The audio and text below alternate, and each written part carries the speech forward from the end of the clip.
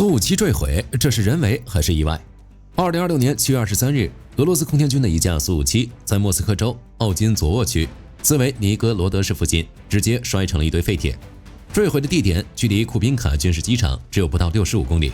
在普京的后花园里，这架被俄罗斯吹上天、定位为国家战略名片、号称能全打 F-22、脚踢 F-35 的五代机拉了一个大的。俄罗斯国防部说这是技术故障导致，属于意外。不过来自乌克兰的消息称，乌军操纵俄罗斯防空系统在莫斯科击落了苏57。那么苏57坠毁到底是什么原因？乌军有没有可能操纵俄罗斯防空？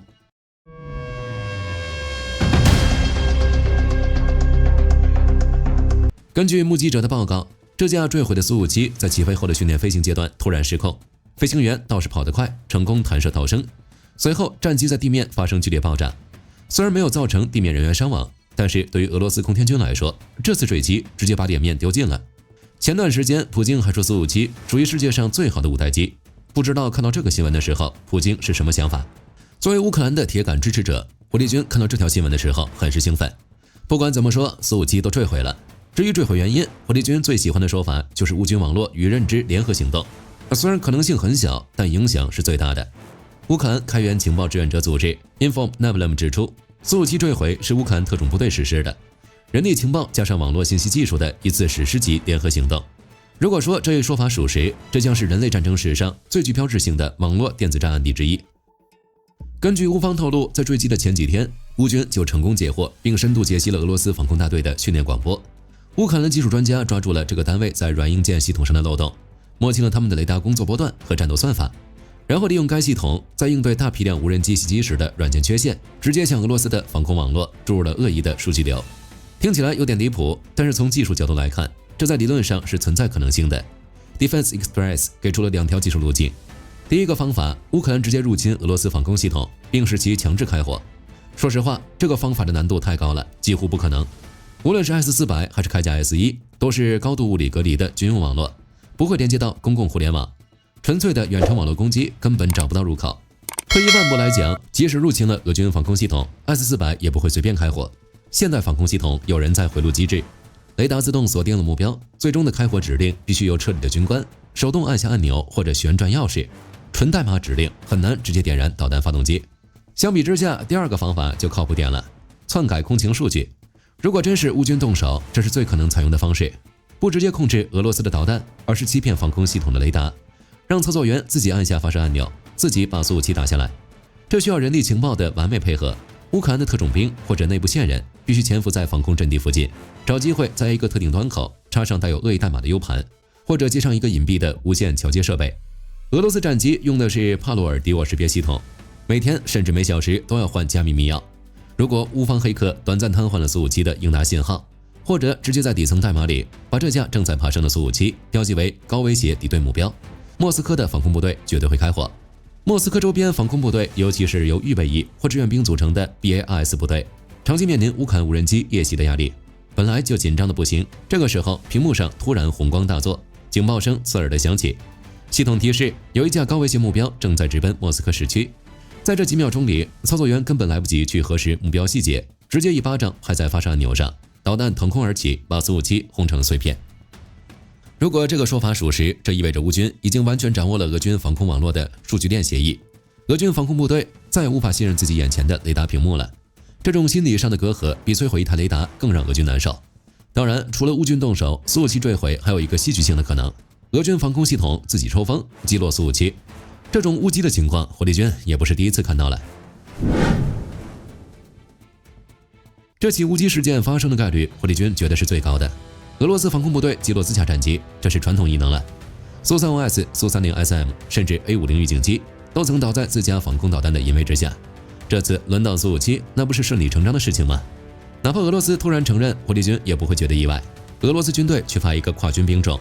高宽带的联合战场管理系统，美欧军队怎么打仗？北约有 Link 16战术数据链，防空系统、天上的战机、后方的预警机全部在一个网络里，实时共享态势图，屏幕上清清楚楚地标着谁是自己人，谁是敌人。俄罗斯这边，陆基防空部队和空天军的空情信息处于物理隔绝状态，防空雷达站的屏幕上显示的是匿名的雷达反射点，操作员根本不知道这架飞机到底归谁管，他们还在用最原始的手动标图和人工通报。一旦战场局势混乱，误判是分分钟的事。由于技术手段无法在实战中实现实时共享态势数据，俄罗斯还在用苏联时期遗留下来的机制，规定在早上8点到9点某条航线归空军用，防空部队把雷达关了或者禁止开火，或者规定战机只能在8000米以上飞，8000米以下防空导弹自由射击。在和平时期，这种僵化的规定还能凑合，但在实战环境下，特别是在乌克兰无人机频繁对莫斯科周边实施饱和式打击的今天，空域瞬间就会被打乱。战机为了避免或者去拦截目标，稍微偏离一下既定航线，地面的防空导弹部队根本收不到及时的航向通报，等待这些战机的就是毫不留情的火力。至于俄军的帕罗尔敌我识别系统更是一个大坑，俄罗斯的军工体系处于多代同堂的奇葩状态，前线的先进战机，后方的老旧教练机，地面的 S300、S400、铠甲 S1， 以及像巴尔斯、莫斯科这种临时拼凑的民兵移动防空群，大家用的应答机硬件规格不一，在战时后勤不顺的情况下，密钥的管理和加密经常出现断档。一架正常升空的苏57在地面防空部队的雷达上根本发不出正确的解密验证信号，看着就像是敌机。这还不是全部，更难受的还是人员素质和认知过载。巴尔斯、莫斯科这种单位基本就是动员兵和志愿兵组成的，训练时间短，专业素质极差。乌克兰的自杀式无人机给他们造成了巨大的心理阴影。这些无人机雷达反射面积小，飞得低，速度慢，与低空飞行的友军直升机或者正处于起降阶段、雷达反射信号不稳定的苏57极其相似。这些没见过什么世面的防空操作员精神紧绷到了极点，一旦屏幕上出现一个可疑的反射点，他们根本没有耐心进行多次多频段的质询，脑子里只有一个念头，宁可错杀也绝不放过一个。于是苏57下来了，被打下来一点都不冤。眼看苏57坠毁瞒不住，俄罗斯国防部也站出来给自己辩解，说这是意外，属于技术故障。只是真的有这种可能吗？亲俄罗斯政府媒体《生意人报》以及俄罗斯军事博主声称，在起飞滑跑的时候，这架苏57的左发动机就已经出现了严重的故障，勉强离地之后，右发动机也跟着罢工了，导致战机彻底丧失动力，随后自由解体。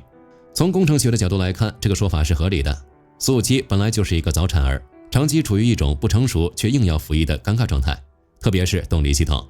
五代机的一个核心指标就是在不开启加力燃烧室的情况下能够进行超音速巡航，但俄罗斯做不到。首批和早期生产的苏57一直用的是土星 AL41F1 发动机，也就是所谓的117产品。这东西不是真正的五代机发动机，它不过是苏 35S 用的 AL41F1S 的升级版，本质上这就是把4代机的动力技术压榨到极限。俄罗斯官方一直画大饼，说他们在研发真正的五代机发动机，叫 AL51F1， 也就是以前的产品30，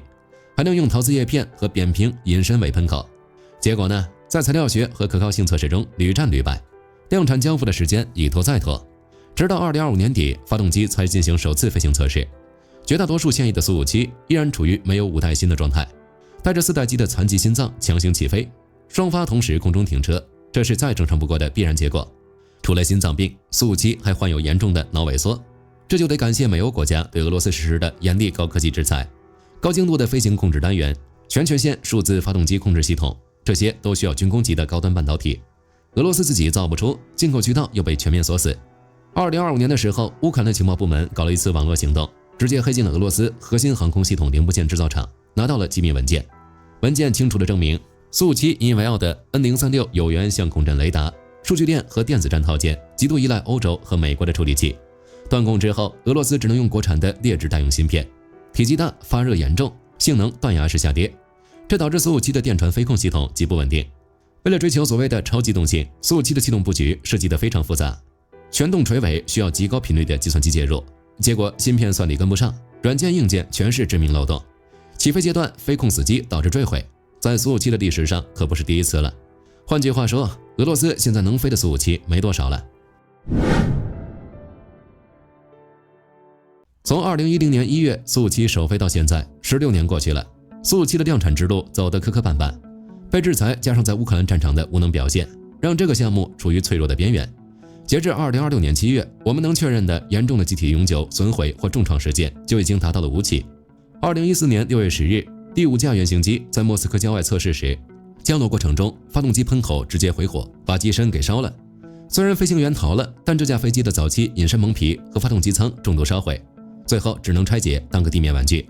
2019年12月24日，首架正式下线的量产型苏57本来马上就要交付给空天军了，结果在最后一次工厂试飞中，唯一的电传控制系统硬件直接卡死，飞机失控，一头栽在共青城附近，彻底报废。这一摔让苏57的服役时间硬生生推迟了整整1年。2024年6月，乌克兰无人机部队对阿斯特拉罕州阿赫图宾斯克空军基地实施精确打击。这架苏57当时就露天停放在停机坪上，没有任何防护，直接被炸成重度损毁，永久注销。这也是人类历史上第一次在地面瘫痪现役无代机。2026年4月到5月，乌克兰无人机战术编队深入俄罗斯腹地乌拉尔地区，直扑车里亚宾斯克州的沙戈尔空军基地。这一波直接重创了2架苏57，机身蒙皮、雷达罩机翼全受损了。现在的俄罗斯进口的超材料蒙皮、特殊航电设备都买不到，又碰上共青城飞机制造厂在4月份发生严重火灾，厂房都烧了。这2架飞机面临的是遥遥无期的漫长修复，基本等于暂别战斗序列。还有就是本次的莫斯科坠机又报废1架。从2010年到2026年，苏57累计下线总数勉强有个44架，但这其中有10架是早期的原型机，只能拿来做静力测试或者启动验证，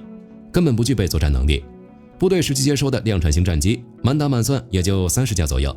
原本计划2028年要交付76架，现在看简直是痴人说梦。再加上永久彻底毁了3架，躺在机库里等大修的2架，算下来，俄罗斯空天军目前手里真正能飞、具备出航作战能力的苏57，只剩下可怜的25到27架。你没听错，这么庞大一个国家，所谓的顶级隐身机队连30架都凑不齐，这就是美国1、2个 F-35中队的规模。剩下的20几架纸飞机还能在天上飘多久？我们拭目以待。也正是因为数量少、性能有缺陷，俄罗斯根本不敢将苏57派往乌俄战场。根据英国国防部的评估，自乌俄战争爆发初期起，苏57就已开始参与实战，只是他几乎从未飞入乌克兰实际控制的领空，进行深度穿透任务，而是采取防区外打击的战术。即使偶尔亮相，身边还跟着苏30、苏35等飞机充当盾牌。普京的想法我们也能猜到一点，苏57的隐身设计也不够好，因为各种妥协和制造工艺的粗糙，雷达散射截面积高达 0.1 到1平方米。相比之下 ，F-35是 0.001 的级别。在乌克兰周边的边境线上，常年有北约的 AWACS 预警机、全球鹰高空侦察机以及地面的长波反隐身雷达进行不间断扫描，空情数据实时同步给爱国者导弹部队。在这么高密度的联合探测网络下，苏57很容易就会被发现，然后被击毁。之后，飞机残骸落入乌方手中，就会被送往美国或者其他北约国家进行逆向工程和情报分析。到时候，苏57的隐身涂层材质、雷达散射截面实际数据、航空发动机红外特征、机载有源相控阵雷达频段等核心机密都将大白于天下。北约能够针对性地制定压制和反制手段，这种战略层面的泄密代价，俄罗斯也无法承受。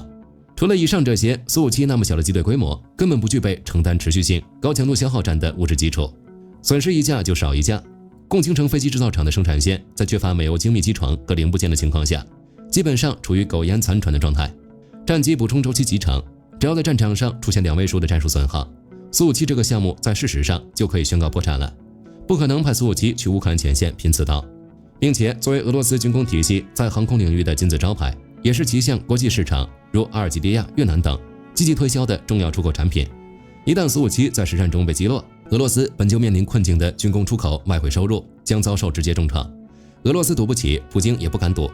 于是现在的苏57他们只能龟缩在俄罗斯本土的库尔斯克或者别尔哥罗德等地，用基辅挂载的 Kh-59MK2 或者最新的 Kh-69向乌克兰境内的基础设施实施超视距的远程偷袭。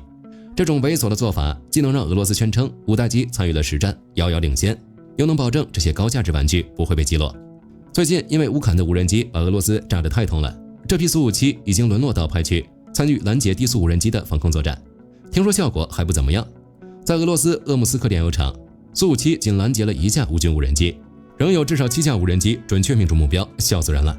总而言之，苏57坠机事件无论最终的调查结果是那2台老旧的 ALC-F1 发动机大喘气把自己憋死了，还是乌克兰特种部队上演神机入侵，亦或是俄罗斯地面的防空民兵在极度恐慌中误击，其本质都是一样的，它都暴露了俄罗斯国防工业体系的无能。在严苛的制裁下，只要俄罗斯无法在战场协同、敌我识别以及高端制造领域取得突破，苏57就只能继续充当龟缩在俄罗斯安全空域里的娇嫩花朵。乌克兰依然在用有限的资源给侵略者上着一堂又一堂致命的现代战争课。火力军觉得俄罗斯现在最应该做的不是去吹嘘什么新武器，而是赶紧把家里那些还在发抖的防空兵安抚好，别明天一紧张把普京的专机也给当成无人机打下来了。本期视频就到这里了，大家觉得苏577坠毁的问题，俄罗斯需要多久才能解决？欢迎在视频下方留言，大家一起讨论。最后别忘了点赞关注，我是火力军，下期见。好的，各位观众朋友们，我们频道一直在聊真实的军事资讯和武器装备，后台也经常有朋友问，有没有值得推荐的入门级模型？今天就和大家分享一款近期接触到的产品。首先，它的外形还原度做得相当不错，比例准确，武器上的一些关键细节和标识也都有体现，材质也说得过去，拿在手上有不错的分量感。其次，它具备一定的可动性，对于理解基础操作原理有一定帮助，让它不仅是个静态摆件。综合它的做工和可玩性来看，价格确实比较亲民。